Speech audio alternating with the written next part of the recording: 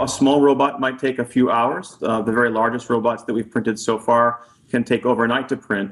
But I want to emphasize that this is really a moving target. And as 3D printers have been developed, they've gotten faster and faster. And so for us, the real selling point of this is not so much the speed, because a high volume manufacturing line is always going to be faster than us at making a robot. But this method can be very rapidly adapted. So today we might print one type of robot. Tomorrow we might modify that and tweak it to some other application. And a 3D printer allows us to do that very fluidly and rapidly without any setup costs or changes.